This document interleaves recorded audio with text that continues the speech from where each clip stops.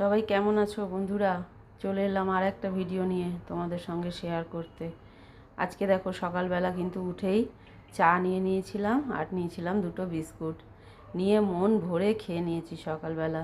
সকালবেলা খুব ইচ্ছা করছিল আজকে একটু চা খেতে। আর আমার পেছনে দেখেছো তো সব ঝুলছে, বর্ষাকাল হলে এটা সবার বাড়িতেই ঝোলে, আমার বাড়িতেও ঝুলছে। কিছু করার নেই, দুদিন ধরে যা বৃষ্টি হচ্ছে।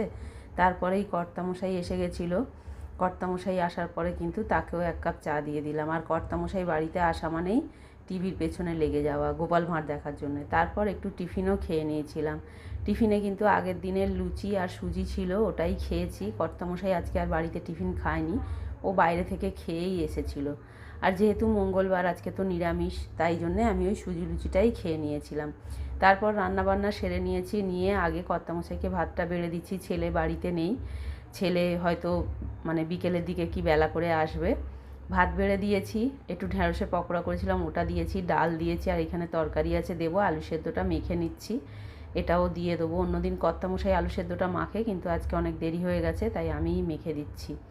আমি মাখতে পারি না, লঙ্কায় হাত দিলে খুব জ্বালা করে তাই। তারপর বিকেলবেলা দেখো এসে গেছে আমাদের অতিথি, ছোট্ট সোনা। ওকে এইরকম করলে ও খুব মজা পায়, খুব নিজের মনে তখন খেলে। যাই হোক, আমার ভিডিওগুলো যদি তোমাদের ভালো লেগে থাকে বন্ধুরা, অবশ্যই লাইক শেয়ার কমেন্ট করো, অবশ্যই পাশে থেকো, যাতে আমি আরও তোমাদের সঙ্গে ভিডিও শেয়ার করতে পারি। তারপরে দেখো বিকেলবেলা ছেলেও এসে গেছিলো। ছেলে আসার পরে কিন্তু ভাত খেয়েছে। একটু আলু ভাজা করে নিয়েছিলাম গরম গরম, আর লঙ্কাও দিয়েছিলাম ওর মধ্যে, দিয়ে কিন্তু ভেজে ছেলেকে ডালের সঙ্গে দিয়েছিলাম। তারপর রাতের রান্নাবান্নার জোগাড়, একটু টমেটো কেটে নিয়েছি তরকারি বসাবো বলে। আর এইখানে দেখো ঢ্যাঁড়সটা ভাজা বসিয়ে দিয়েছি।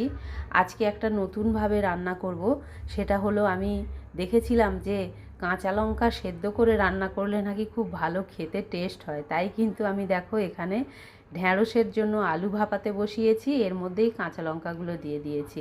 আমি আজকে দেখব যে কিরম টেস্ট হয়। এই যে কাঁচা লঙ্কাগুলো দিয়ে কিন্তু ঢ্যাঁড়সটা রান্না করেছি, এর মধ্যেই দিয়ে দিয়েছি কাঁচা লঙ্কাগুলো। রাতের তরকারি কিন্তু আমাদের এটাই।